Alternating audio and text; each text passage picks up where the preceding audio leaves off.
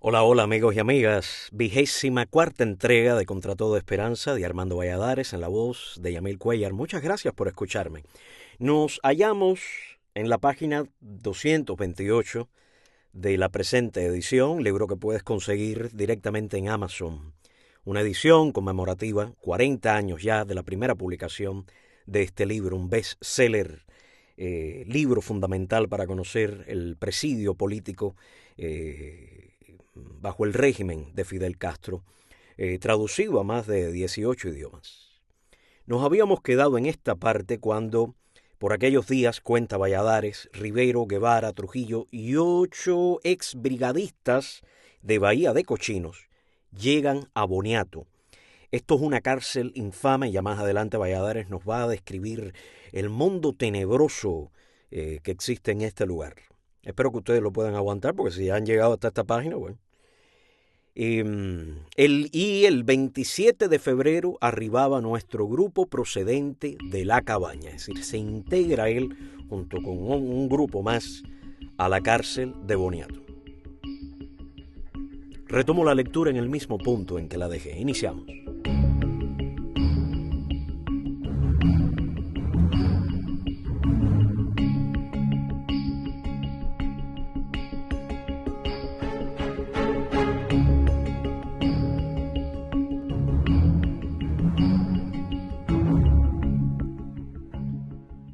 El médico y preso común Artemio Rodríguez comentó en voz alta que había llegado una cordillera de presos políticos desnudos, procedentes de La Cabaña.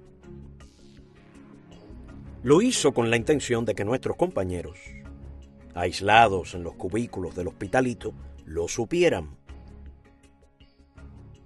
Esto significó para ellos un respaldo tremendo.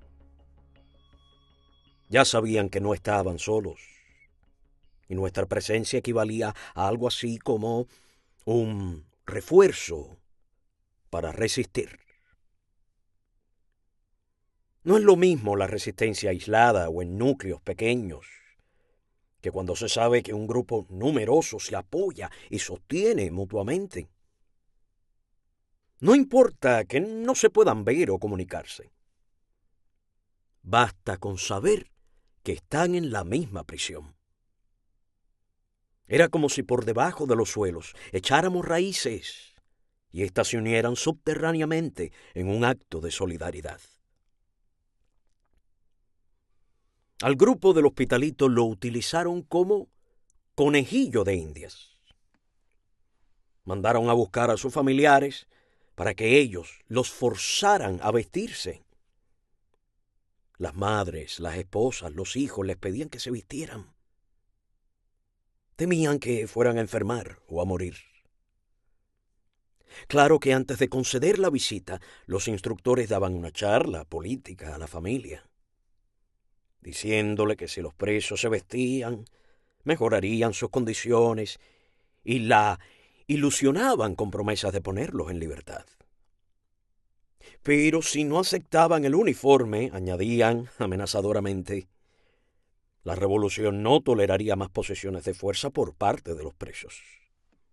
Y lo que les esperaba sería lo peor.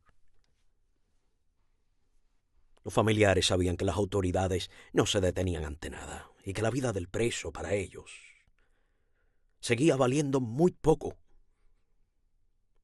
Las visitas patéticas, entre ruegos y lágrimas de los familiares, pidiéndoles que se vistieran, terminaban en unos minutos, porque se realizaban en presencia de los militares.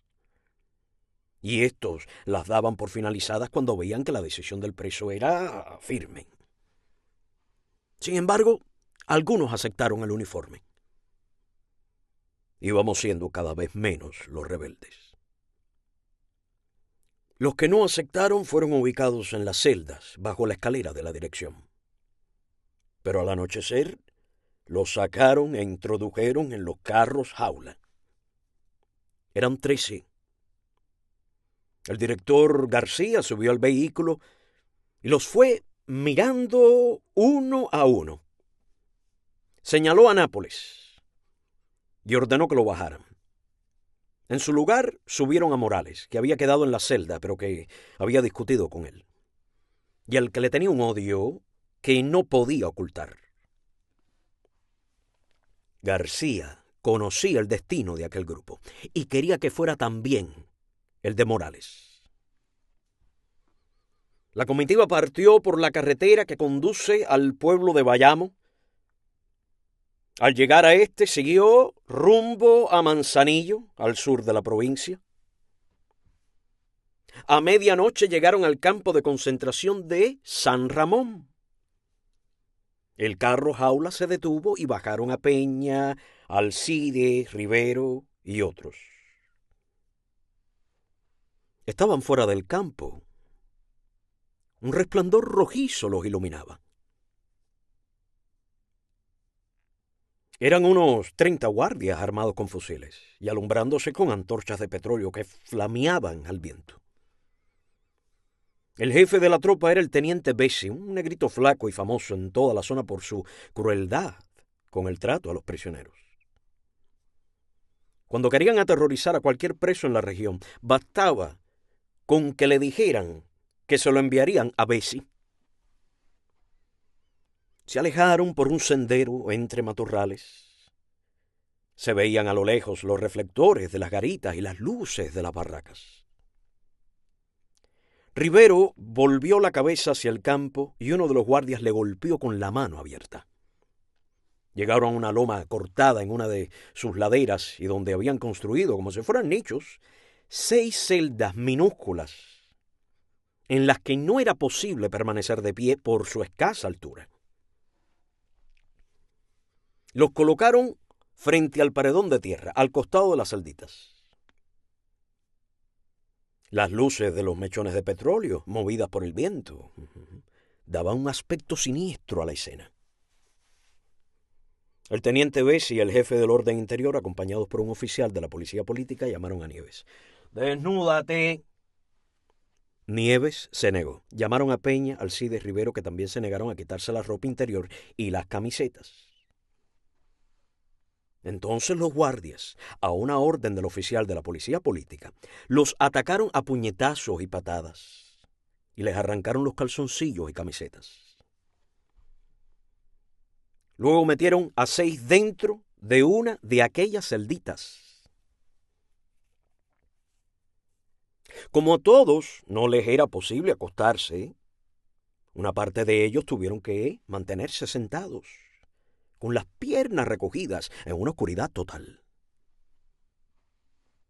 Cuando amaneció les llevaron el desayuno consistente en un pedazo de pan y un poco de agua caliente, débilmente azucarada. Las restantes mazmorras estaban ocupadas por presos comunes. Tan infrahumanas consideraban esta celda las autoridades que el tiempo máximo para permanecer allí era de 1 semana. Nieves fue el primero a quien llamaron los militares al mediodía siguiente. Lo sacaron a un fangal frente a las celditas. Lo rodeaban 10 o 12 guardias. El mismo oficial de la policía política de la noche anterior le preguntó si no iba a vestirse con el uniforme azul, y como el preso lo rechazara, comenzaron a golpearlo hasta derribarlo. Luego lo arrastraron por el fango, lo metieron de nuevo en la celda. Después sacaron a Rivero y a los demás. Peña fue el último. A cada uno le dieron una paliza con mangueras de goma y bayonetas y los encerraron en los calabozos con los delincuentes comunes. Esta práctica de confinar a los prisioneros políticos en celdas con comunes para quebrar su resistencia fue muy usada desde principios de la Revolución. El vivir con presos comunes en la misma celda agrava aún más la situación del político. Se crea un clima de absoluta desconfianza y de constante peligro con aquellos criminales envilecidos, que eran además alentados por las autoridades para que cometieran cualquier atrocidad. La difícil situación decidió a los 6 prisioneros políticos a declararse en huelga de hambre. Pero antes les explicaron a los comunes que no era una acción dirigida contra ellos. Fueron estos mismos presos los que se encargaron de dramatizar más aún el estado físico de los huelguistas. A los pocos días los devolvieron a su celda original y sólo así depusieron la huelga. El objetivo de la misma se había conseguido. Les redujeron la ración de alimentos a tal extremo que en todo el tiempo que pasaron allí, únicamente un día les llevaron huevo hervido. Alcide se comió todas las cáscaras. A los 60 días escucharon a un tropel de guardias que hablaban a gritos y maldecían a alguien. Se abrió la puerta del pasillo y en la oscuridad pudieron distinguir que arrastraban a un hombre. Pasaron frente a ellos y lo tiraron en la celda de al lado. Cuando los guardias se fueron, llamaron al recién llegado, pero no recibieron respuesta. Al amanecer, Alcides llamó nuevamente al preso desconocido. Este era nada menos que Napoleoncito. Lo habían arrastrado desde el carro jaula hasta las celdas. Estaba cubierto de fango y tenía magullado todo el cuerpo. Les contó entonces lo que estaba ocurriendo en Tres Marios, donde encerraban a los prisioneros en celdas similares a aquellas, también situadas fuera del campo. Napoleoncito, Morales, Balbuena y otros más habían sido despojados de la ropa interior en la misma forma que los de San Ramón, es decir, a golpes. Desnudos, en plena noche, rodeados por una veintena de guardias, los guiaron a través de unos matorrales hasta donde estaban situadas las horribles gavetas, llamadas así por su forma larga y estrecha. Fueron las más terribles celdas de cuantas existieron nunca en toda la historia del presidio cubano. Cuando Alcide fue llevado a una de esas gavetas, no podía acostarse porque no cabía en ella, y sus hombros quedaban comprimidos entre las dos paredes.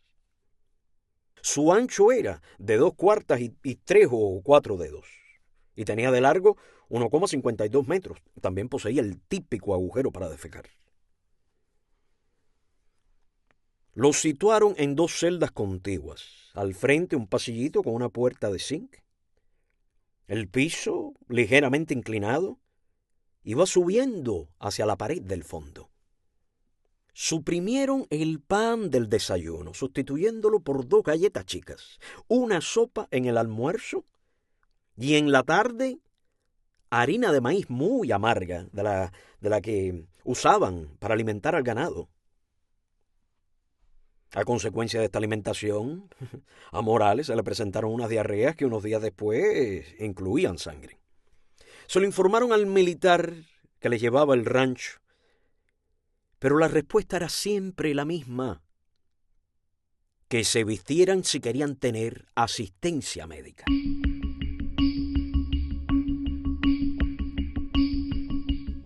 En cuclillas pasaban los días y las noches. Esto les originó edemas en las piernas. Trujillo fue el primero en sufrirlos y poco después todos tenían las extremidades inferiores hinchadas, con la piel brillante como si fuera a reventar.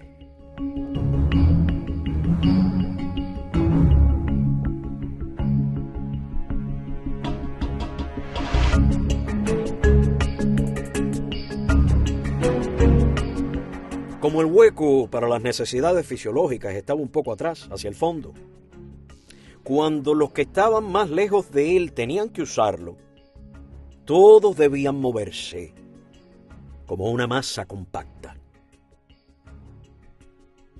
Si hay algo penoso y desagradable, es defecar con otras personas pegadas físicamente a uno. Se decidió que el último que lo usase quedaría sobre él hasta que el próximo lo sustituyera. Pensaban que después de aquello, nada podía ser peor. Hasta que el hueco se tupió y los excrementos comenzaron a esparcirse por la celda gaveta.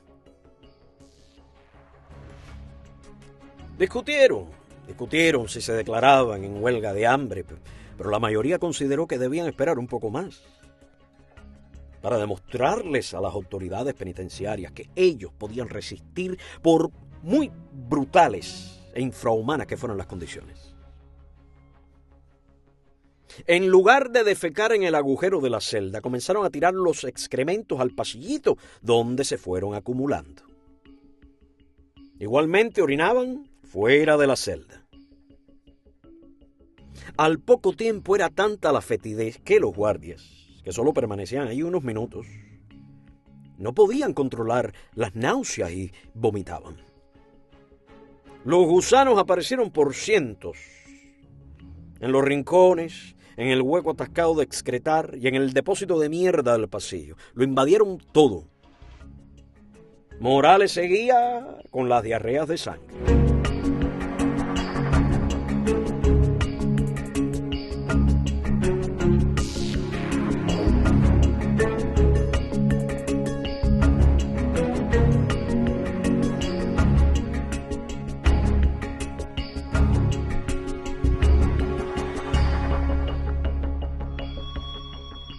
Afuera había un canal de madera para bebedero de las reses y donde los guardias se lavaban los dientes.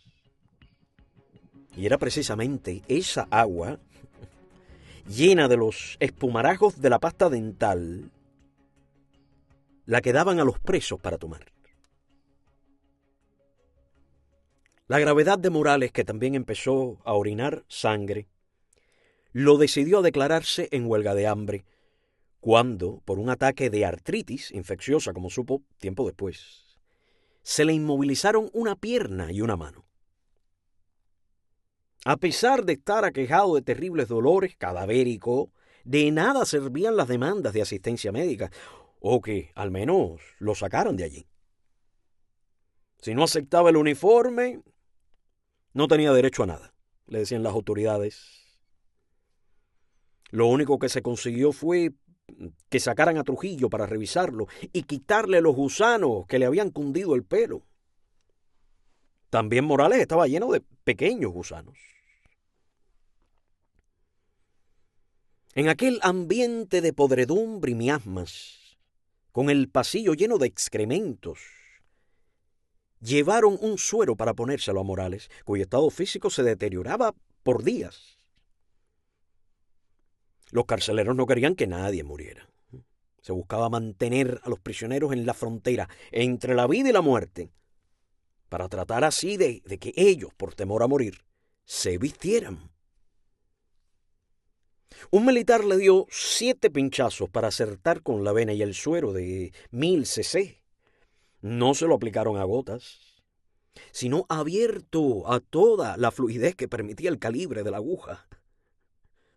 Morales comenzó a temblar por la rapidez con que entraba el líquido en su torrente sanguíneo. La inflamación era mayor y la artritis no lo dejaba moverse.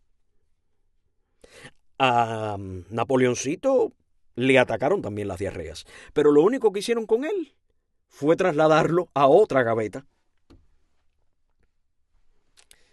Morales continuó con la huelga de hambre. Y cuando los militares estuvieron convencidos de que su decisión era inquebrantable, lo sacaron y por la fuerza le pusieron el uniforme. No le fue difícil, porque Morales casi no podía moverse. Aún así, lo amarraron para llevarlo a la prisión de Boniato. Lo metieron en una celda con un miembro de la Juventud Comunista que había sido detenido cuando iba con la novia hacia La Habana y le ocuparon un paquete con 2 kilos de café que le llevaba a su madre. Morales, semiparalizado, no podía quitarse el pantalón que le habían puesto a la fuerza y le pidió a este muchacho que le hiciera el favor de quitárselo, pues tenía que ir al servicio. Cuando el joven lo hizo, Morales tomó el pantalón y lo lanzó al pasillo, rejas afuera, junto a la camisa de la que él mismo había logrado despojarse.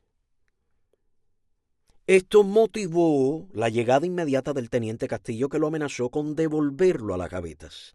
«Pueden llevarme para donde les dé la gana, teniente. Yo no les temo», le respondió Morales. Los demás reclusos de las gavetas decidieron también declararse en huelga de hambre.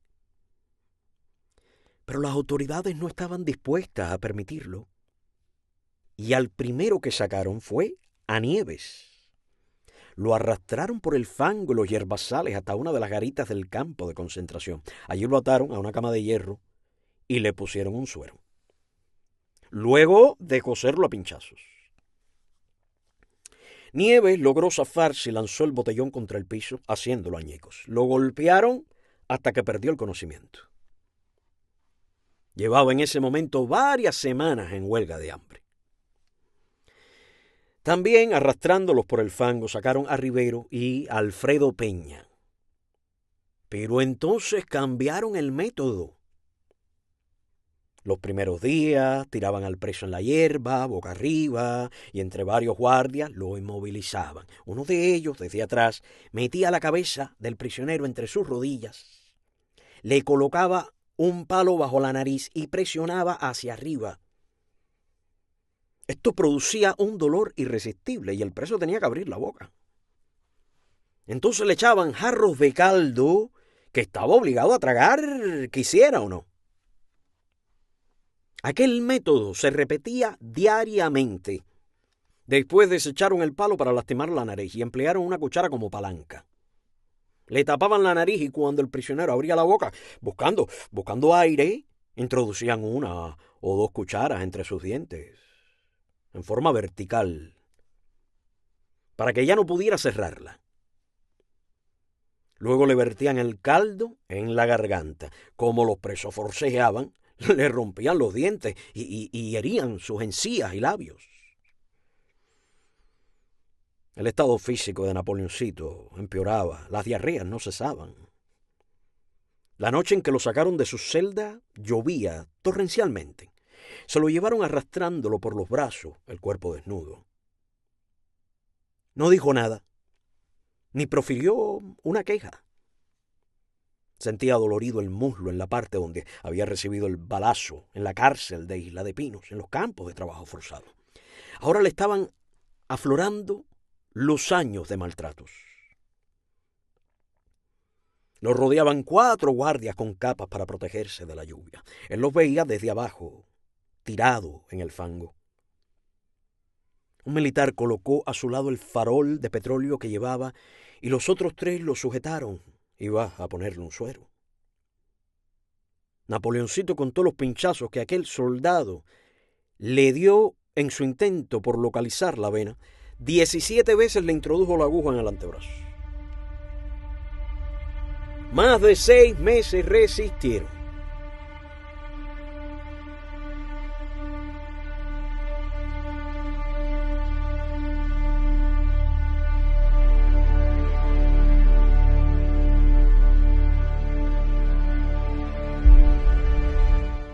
Más de 6 meses resistieron. Al cabo de ellos, las autoridades comprendieron que nada podían hacer para quebrar la resistencia de los prisioneros. Todos los días tenían que alimentarlos a la fuerza. Algunos introducían los dedos en la garganta para provocar el vómito y devolver así el caldo metido en sus estómagos. La firme decisión de aquel grupo salvó al resto de los presos rebeldes de tener que pasar por lo mismo. Si hubieran flaqueado, si hubieran aceptado el uniforme azul, a nosotros nos habrían dado idéntico tratamiento. Las gavetas del campo de concentración Tres Masíos y San Ramón fueron un horroroso plan experimental para los que rechazaban el uniforme de los reclusos comunes. Lo verdaderamente heroico de quienes fueron sus víctimas es la comprensión que tuvieron de que su actitud dependía que los demás pasaran por las gavetas o no. Siempre tuvieron conciencia de esto. y el alto espíritu de compañerismo y responsabilidad que asumieron fue también una fuerza que los ayudó a ellos mismos a resistir. Muchos días antes de que lo sacaran, Alcides había perdido la noción de dónde se encontraba. Deliraba y desde su gaveta Rivero, el predicador protestante, le pedía que no hablara y tratara de dormir. Cuando tiempo después llegó a la prisión de Boniato, Alcides no recordaba, ni todavía recuerda hoy, cómo transcurrieron los últimos días que pasó allí. Alfredo Peña, luego de 5 semanas de diario suplicio, arribó a Boniato inválido. Una infección en las articulaciones le impedía caminar. Tuvimos además que sacarle gusanos del cabello. Estaba literalmente cubierto de hongos. Balbuena no pudo regresar a la normalidad. Las torturas de las gavetas fueron las causantes de la pérdida de su razón. Se lanzó al vacío para morir destrozado en el patio central de la prisión del Príncipe, en La Habana.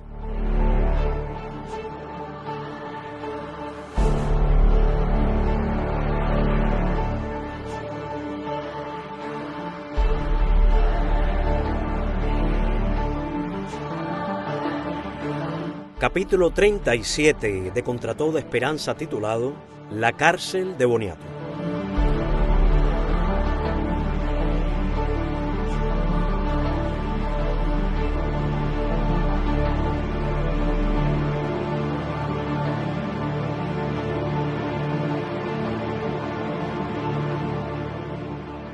La prisión de Boniato está formada por 5 edificios de 2 plantas, largos y con 4 alas o salones a cada lado. Entre una y otra sección hay un patio interior cerrado por un alto muro con alambradas. Los edificios están unidos entre sí por un largo pasillo central, tapiado con mallas de acero. Al anochecer, se presentaba ante nosotros un espectáculo increíble. El de las ratas y las lechuzas, ave rapaz nocturna muy común en Cuba. Aquellos patios se llenaban de cientos de ratas, grandísimas. Eran tantas que solo viéndolas podía creerse. Alrededor de 100 o 150 en cada patio. A pleno día, algunas decenas salían a corretear por entre las grietas terrosas del patio y sobre los pequeños parches de hierba. Nada impedía la proliferación de estos roedores, a no ser las lechuzas, que se engullían varias todas las noches. No se les echaban raticidas, más bien ocurría lo contrario. Al fondo de la cocina, grandes montones de desperdicios producían alimentos suficientes para ellas. Los bordes de las aceras que corrían junto a los edificios estaban llenos de cuevas de ratas. Las lechuzas, con graznidos de júbilo, se lanzaban sobre ellas, las alzaban entre sus garras y volvían al borde del techo para despedazarlas allí.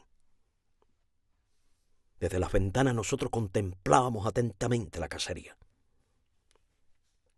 A los pocos días, el jefe del orden interior, acompañado de otros guardias, entró a la sección, dirigiéndose hasta el final a un saloncito que en épocas anteriores había sido comedor.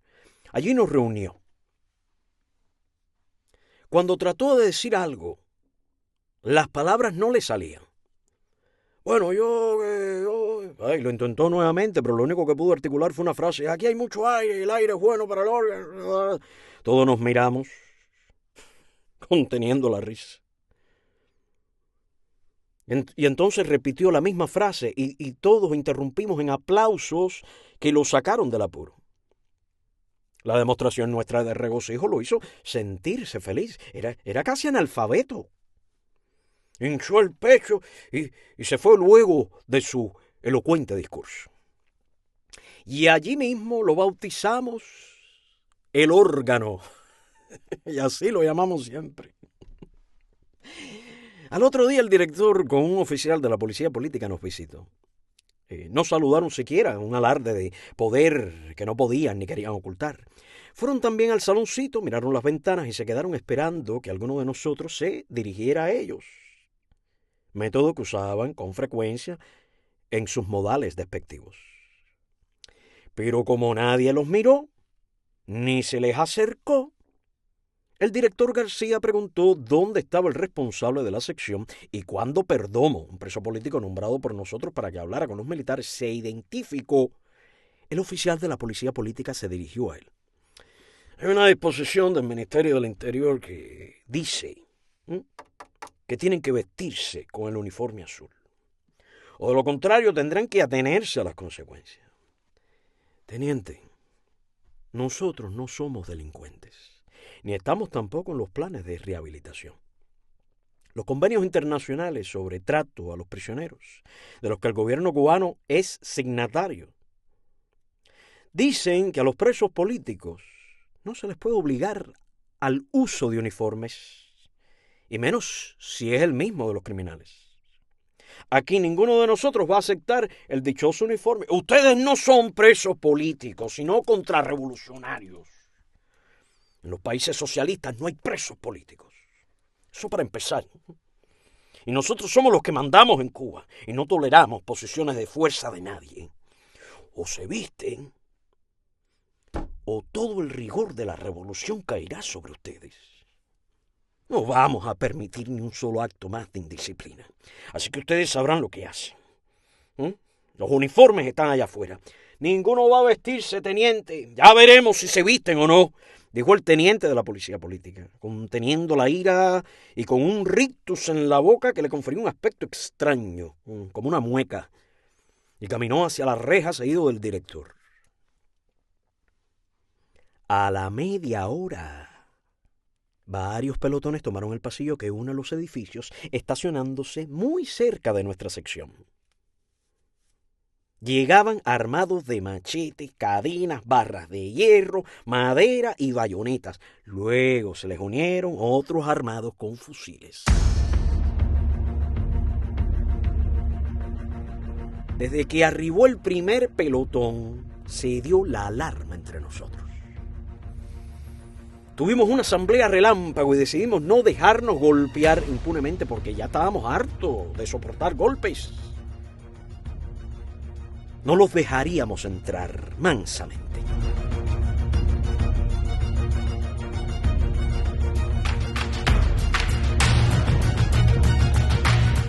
Los guardias miraban hacia nuestras celdas, señal inequívoca de que venían a golpearnos.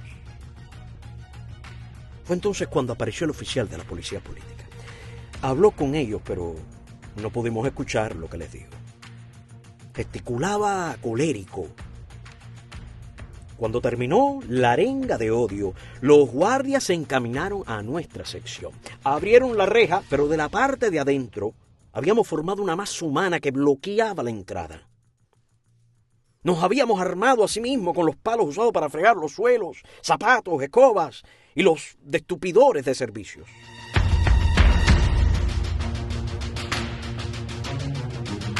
Y comenzó la batalla.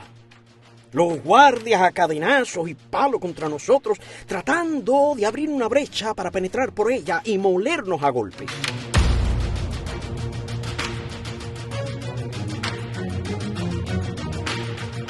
Como la reja tenía solo poco más de 1 metro de ancho, no era posible cubrirla para impedir que pasaran.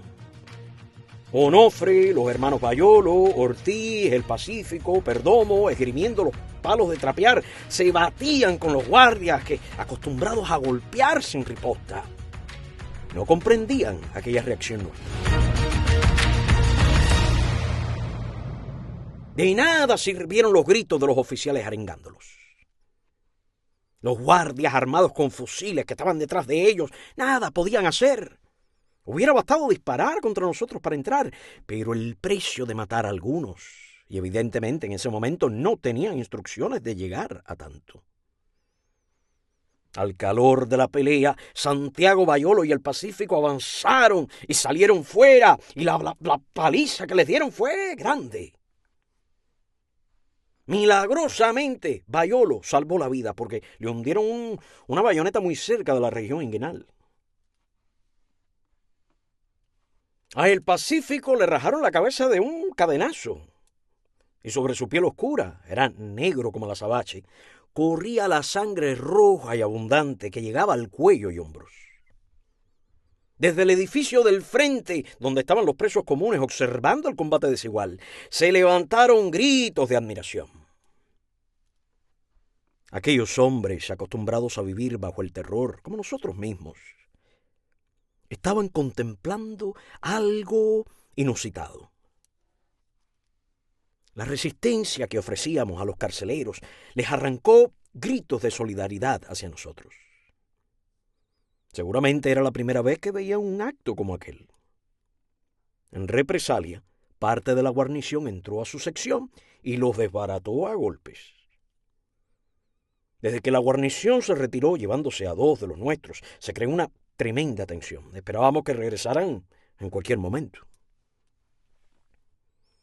Organizamos una posta rotativa para vigilar toda la noche, pero apenas dormimos del sobresalto, pensando que aparecerían en cualquier instante con gases lacrimógenos o granadas de humo.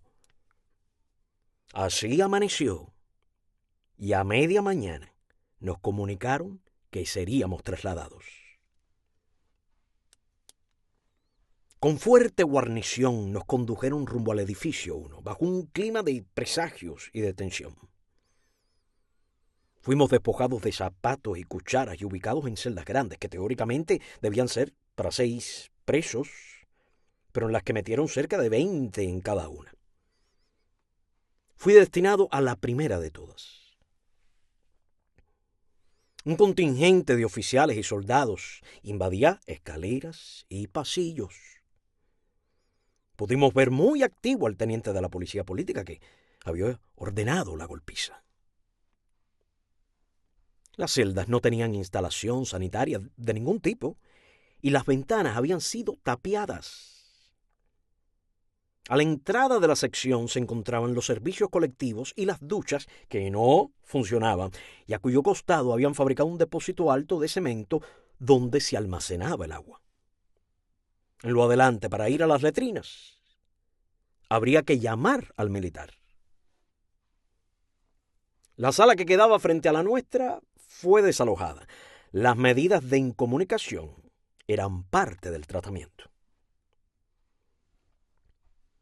Cuando llegó la hora de dormir, comprobamos que solo cabíamos 19 sobre la superficie del suelo y ubicados de tal manera que no quedaba un solo centímetro libre entre nuestros cuerpos. Hubo que colocar los jarros de aluminio en la reja porque no había espacio ni para ellos en el piso. Nos turnamos para poder dormir todos. El que no podía acostarse tenía que permanecer de pie en un rincón, casi sin poderse mover. A la mañana siguiente sacaron a Alberto para otra de las celdas, que solo tenía 17 presos.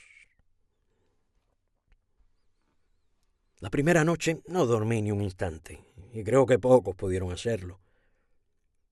El suelo de granito se enfriaba como si fuera hielo. A mi lado dormía Quique Fernández y Ramonín Quesada, excomandante revolucionario que había peleado en las montañas contra el dictador Batista. Y frente por frente, pies con pies, otro excomandante revolucionario, Ramón Guín, que había luchado también contra el dictador anterior. En el momento de escribir estas líneas, todavía Guín permanece en las cárceles cubanas con otros comandantes que combatieron junto a Fidel Castro. Cuando alguien tenía necesidad de ir a los servicios, era era una verdadera odisea. Comenzaba llamando al militar de guardia que hacía la posta en el rastrillo. Del otro lado de la reja de entrada habían colocado un paraván de cartón tabla para impedir que pudiéramos ver hacia afuera. Generalmente el guardia se hacía el que no oía. Esta práctica es típica de las guarniciones de la provincia de Oriente.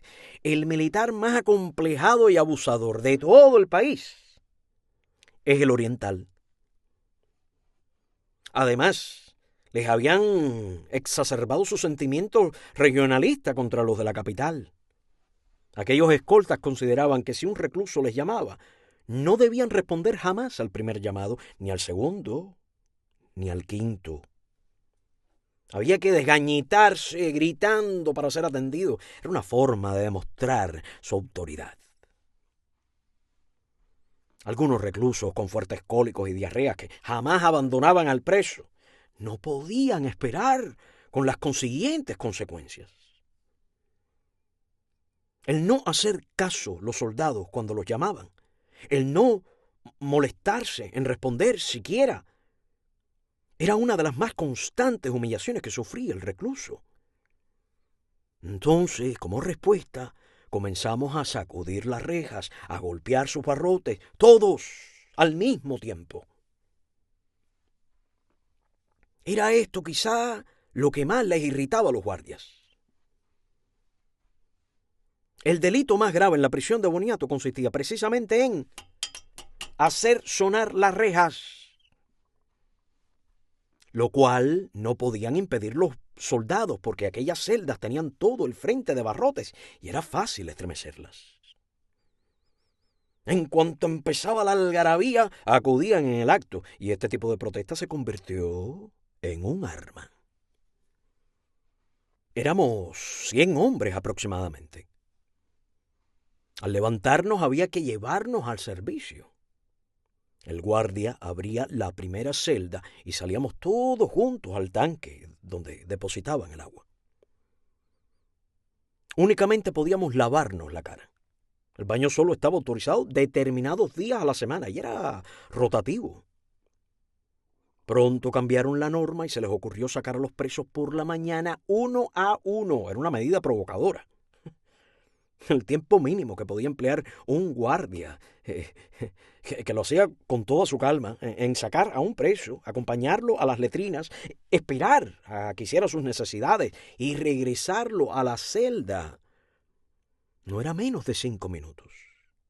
Es decir, necesitaría 8 o 9 horas para sacarnos a todos.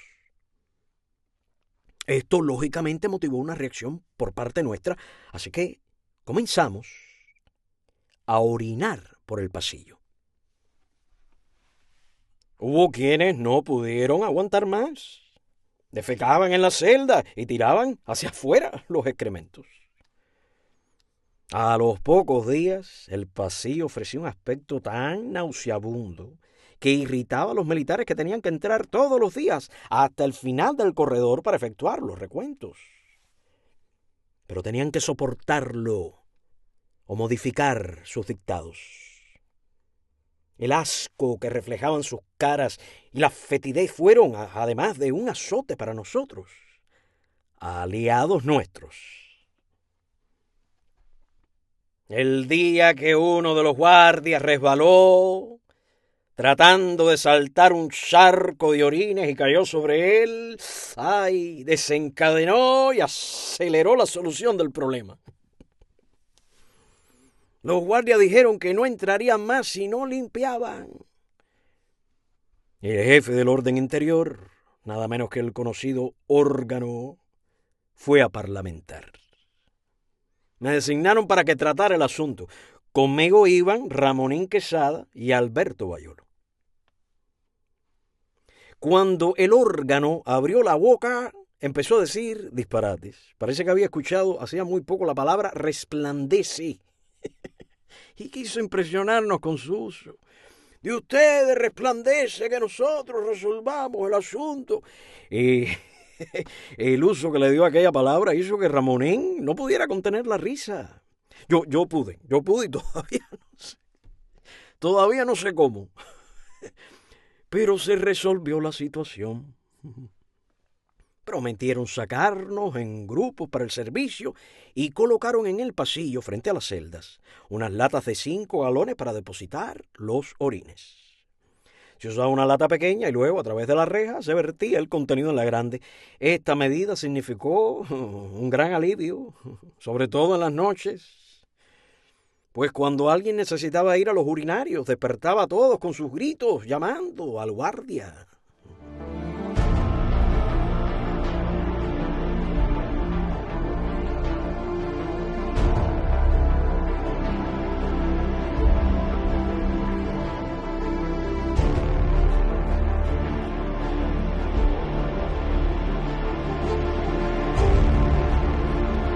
Gracias, muchísimas gracias amigos y amigas. Hasta aquí la lectura de hoy. Pasen todos un feliz día y hasta una próxima entrega de Contra Toda Esperanza de Armando Valladares.